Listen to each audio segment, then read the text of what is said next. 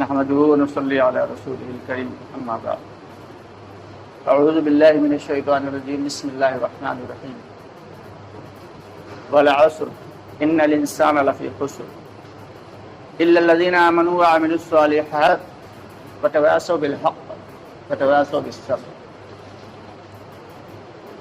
پیارے دوستو، عزیز ساتھیو، اللہ رب العالمین کا بے حد شکر و احسان اور کرم ہے کہ اللہ نے ہم سب کو ایمان کی دولت سے نوازا اور ایمان کے ساتھ ساتھ ایمان کی محنت بھی عطا فرماتے ہیں کہ ایک ایمان والا جب ایمان کی محنت کرے گا تو اس کے ایمان میں اضافہ ہوگا، اور جب وہ محنت چھوڑ دے گا تو اس کے ایمان میں کمزوری واقع ہوگی۔ اللہ نے ہمیں دین دیا، ساتھ میں دین کی محنت دی، ایمان دیا تو ساتھ میں ایمان کی محنت بھی دی، لیکن افسوس کہ آج ہم اس بات کو بھول گئے۔ محنت کا مطلب کیا ہے کہ ہر عمل کی دعوت دی جائے، ہر عمل کو کرنے سے پہلے اس کی دعوت چلائی جائے۔ کوئی بھی عمل جب ہم کرنے جا رہے ہیں تو اس کی دعوت دیں گے تو اس عمل کے اندر جان پڑے گی۔ تو جو قرآن پاک میں اللہ رب العالمین نے ابھی جو سورہ آپ لوگوں کے سامنے پڑھی، تو حضرت امام غزالی رحمۃ اللہ علیہ فرماتے ہیں کہ اگر قرآن پاک میں صرف یہی ایک سورہ ہوتی تو پورے کے پورے دین قرآن کے متن کے لیے کافی تھی، کیونکہ اللہ رب العالمین نے اس کے اندر وہ باتیں رکھ دی ہیں جیسے کہ دریا کو کوزے میں بند کر دیا کہ سب سے پہلے اللہ تعالیٰ کیا فرما رہے ہیں، والعصر، کہ اللہ کو بھلا قسم کھانے کی کیا ضرورت، اللہ تو سچوں کے سچے ہیں، پھر بھی اللہ تعالیٰ قسم کھا رہے ہیں صرف اس وجہ سے کہ اپنی بات کو مزید وزندار بنانے کے لیے۔ والعصر یعنی قسم ہے زمانے کی، اور قسم بھی کسی کھا رہے ہیں کہ مخلوق کی ذمہ داری یہ ہے کہ وہ خالق کی قسم کھائے۔ قرآن پاک کی قسم، فلانے کی قسم، ڈھماکے کی قسم، یہ نہیں چلتا، بلکہ اگر خدا نخواستہ کوئی بہت اہم ضرورت آ جائے کہ قسم کھانا ہی پڑے تو کس کی قسم کھائیں گے؟ اللہ کی قسم۔ اب اللہ تو خود اللہ ہے، تو اب اللہ کس کی قسم کھائیں گے؟ تو اللہ مخلوق کی قسم کھا رہے ہیں۔ بہت ساری جگہ والضحیٰ واللیل اذا سجا، نہ جانے کتنی جگہ اللہ تعالیٰ نے قسم کھائی۔ یہاں پہ بھی اللہ تعالیٰ نے قسم کھائی ہے کہ والعصر، قسم بھی زمانے کی کھائی ہے، وقت کی کھائی ہے۔ اور اسی لیے کہا جاتا ہے کہ لوگ جو کہہ دیتے ہیں کہ زمانہ بہت برا چل رہا ہے، تو زمانے کو برا نہیں کہنا چاہیے، بلکہ زمانہ تو گویا اللہ تعالیٰ فرماتے ہیں زمانہ تو میں خود، زمانے کو برا ہمیں نہیں کہنا۔ تو اللہ تعالیٰ والعصر قسم کھا کے فرما رہے ہیں ان الانسان لفی خسر، دنیا کے سارے لوگ پورے کے پورے خسارے اور گھاٹے میں۔ اب خسارہ جو ہے علماء کرام فرماتے ہیں کہ خسارہ اس گھاٹے کو کہتے ہیں جو گھاٹا جمع میں سے بھی گھاٹا ہو جائے۔ ایک ہوتا ہے وہ کہ نفع میں سے گھاٹا ہو گیا کہ اتنا نفع کا اندازہ تھا لیکن اس میں کم نفع ہوا تو یہ نفع کا گھاٹا، لیکن گھاٹا بہرحال وہ ہے۔ لیکن ایک وہ ہوتا ہے کہ جو ہماری پرنسپل جو منی تھی، جو لگایا تھا، جو مول دھن تھا، اس کے اندر جو نقصان ہو گیا تو اسے کہیں گے خسارہ، وہ زبردست خسارہ۔ یعنی دنیا کے سارے انسان زبردست خسارے اور نقصان میں، تو پھر بڑا فائدے میں کون ہے؟ تو اس کا جواب بھائی کون دے گا؟ وہ بھی اللہ ہی دیں گے۔ اللہ رب العالمین نے آگے ارشاد فرمایا الا الذین آمنوا، مگر وہ لوگ جو ایمان لے آئے، یعنی جس نے اللہ کو ایک مان لیا، اللہ کو خالق مان لیا، اللہ کو مالک مان لیا، اللہ کو رب مان لیا، اور محمد رسول اللہ صلی اللہ علیہ وسلم کو اللہ کا نبی مان لیا، اور جتنے بھی دنیا میں نبی آئے ہیں سب کو جو ہے اللہ کا نبی مانتا ہے، اور جتنی بھی اللہ کی کتابیں اللہ نے اتاری ہیں سب کو حق و سچ مانتا ہو، اور فرشتوں کا بھی یقین ہو، تو وہ جو ہے وہ گھاٹے میں نہیں ہے۔ الا الذین آمنوا، جو پکا ایمان لے آیا۔ اب کچا ایمان جو ہے دو قسم کا ایمان ہوتا ہے، ایک ہوتا ہے ایمان اور ایک ہوتا ہے اسلام، ایک ہوتا ہے مومن، ایک ہوتا ہے مسلم۔ تو مسلم اور مومن میں بہت بڑا فرق ہے۔ اسلام ایک طریقہ کار ہے جو نظر آتا ہے، اور ایمان جو نظر نہیں آتا. ایمان دل کے اندر ہوتا ہے. کہتے ہیں ایمان جو ہے جتنا دل کے اندر ہوگا اسلام ویسے ہی شکل و صورت سے ظاہر ہوگا, ویسے ہی اس کے کردار سے اور اس کے اعمال سے ظاہر ہوگا.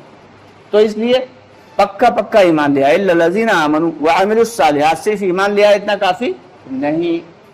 اب ساتھ میں نیک اعمال کرنا بھی ضروری ہے کہ جتنے بھی نیک اعمال اللہ اور اس کے نبی صلی اللہ علیہ وسلم نے بتائے ہیں, اللہ کے اوامر کو پورا کرنا, محمد صلی اللہ علیہ وسلم کی سنتوں پہ عمل کرنا, یہی تو احکامات ہیں کہ نماز پڑھنا, روزہ رکھنا, صدقہ کرنا, حج کرنا, زکوٰۃ دینا, سچ بولنا, جھوٹ سے بچنا, غیبت سے بچنا, زناکاری سے بچنا, کسی پہ تہمت لگانے سے بچنا, کسی کا نام بگاڑنے سے بچنا.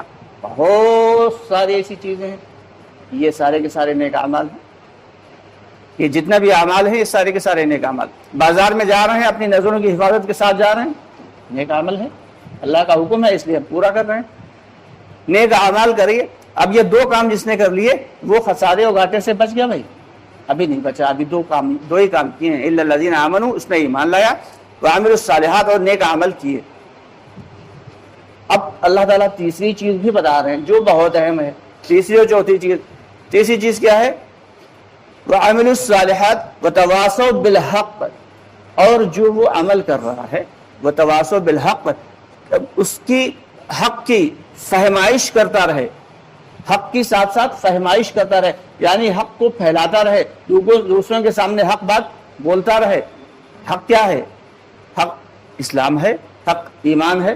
یہ نہیں کہ صرف جو ہے اپنے دل کے اندر ایمان چھپائے بیٹھے ہیں اور دوسروں کو اس کی دعوت نہیں دے رہے. ایسا نہیں ہے. ایک جماعت گئی امریکہ, تو وہاں پہ دو لوگ گئے ملاقات کے لیے. وہاں اکثر زیادہ تر لوگ نہیں جاتے ہیں, اور دو تین کی جوڑی جاتی ہے. تو دو لوگ گئے ملاقات کے لیے.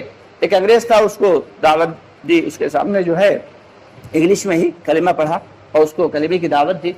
اور اس انگریز نے جو ہے جو ساتھی گئے تھے جو اس کو دعوت دے رہے تھے ان کا گریبان پکڑ لیا اور جھٹکے دے کر کہنے لگا کہ تم لوگ یہ اتنا قیمتی کلمہ چھپائے ہوئے کہاں بیٹھے تھے؟ میرا باپ قبر میں جوتے کھا رہا ہوگا. تو بعد پھر اس کی کارگزاری یہ آئی کہ وہ اس سے پہلے کوئی جماعت آئی تھی جس نے اس کی تشکیل کر لی تھی اور وہ ایمان میں داخل ہو چکا تھا, اسلام میں داخل ہو چکا تھا. لیکن اسے افسوس اس بات کا تھا کہ چند سال پہلے اس کا والد انتقال کر چکا تھا. تو اس کا یہ ماننا تھا کہ اگر تم لوگ پہلے آ جاتے, پہلے دعوت دیتے, تو میرا باپ بھی بچ جاتا, عذاب قبر سے اور عذاب دوزخ سے بچ جاتا. تو پوری کی پوری دنیا پیاسی ہے, لیکن افسوس ہم لوگ اتنے قیمتی ایمان کو اور اتنے قیمتی کلمے کو لیے ہوئے بیٹھے ہیں. تو دعوت دینا جو ہے یہ بہت ضروری ہے. ابھی تو صرف اپنے بھائیوں کو ہی دعوت دینا ہے. ہمارے بھائی ہی اللہ کے گھروں سے دور ہیں, اللہ کے اوامر سے دور ہیں, اللہ کے حکم سے دور ہیں, نبی کی سنتوں سے دور ہیں. تو اس لیے ابھی تو اپنوں میں ہی دعوت چاہیے. تو اس لیے کیا کرنا ہے؟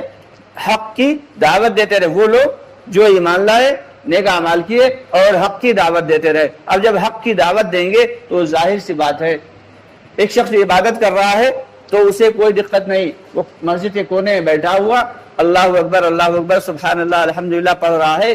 ایک دن, 2 دن, 4 دن پڑھے گا اور تھوڑے دن کے بعد جو ہے لوگ اسے بہت عابد اور عبادت گزار سمجھنے لگیں گے. تو لوگ اس کے پاس جو ہے مصافحہ کرنے کے لیے آئیں گے, تو لوگ اس سے جو ہے دعاؤں کے لیے کہنے کے لیے آئیں گے, تو لوگ اسے ہدیے بھی دینے لگیں گے کہ حضرت یہ رکھ لیجئے.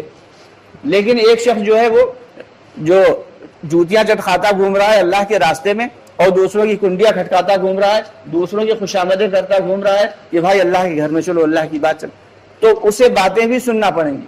اور یہ کیوں سننا پڑیں گی کہ یہ عمل تو پرانا چلا آ رہا ہے.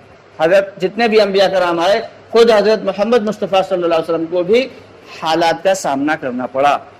ان جو حالات آئے حق کی, یعنی دعوت دینے میں جو حالات آئے ان پہ صبر کر رہا ہو. یہ جب 4 اعمال ہوں گے تو پھر وہ جو ہے خسارے اور گھاٹے میں نہیں ہے. تو اللہ رب العالمین نے پوری کی پوری باتیں ایک چھوٹی سی صورت میں کھول کے بتا دی. لیکن افسوس کی بات یہ ہے کہ ہم لوگ اس بات کو سمجھتے نہیں. تو اللہ تعالیٰ سے دعا کرنا ہے اور اللہ سے مانگنا ہے کہ اللہ تعالیٰ ان 4 اعمال کے اوپر مضبوطی سے ہم سب کو کاربن فرما دے. یہ جو ملنا ہے، یہ جو جڑنا ہے، یہ جو دعوت کی محنت ہے، یہ جو گشت ہوتا ہے، یہ جو مشورہ ہوتا ہے، یہ جو اللہ کے راستے میں نکالنے کے لیے خوشامدیں ہوتی ہیں، یہ سارا کا سارا کام اسی دعوت کا ہی ہے، تاکہ ہم سارے کے سارے اللہ کے نیک بندے بن جائیں. ہمارے وہ بھائی جو اللہ کے حکم اور نبی کی سنتوں سے دور ہیں، وہ بھی اللہ کے حکم اور نبی کی سنتوں کے مطابق آ جائیں. اس لیے اللہ کے راستے میں نکلا اور نکالا جاتا ہے. آپ لوگوں سے بھی گزارش ہے کہ اللہ کے راستے میں نکلنے کی کوشش کریں، ارادہ کریں کہ انشاءاللہ مرنے سے پہلے 4 ماہ ضرور لگائیں گے. 6 جولائی سے ایک جماعت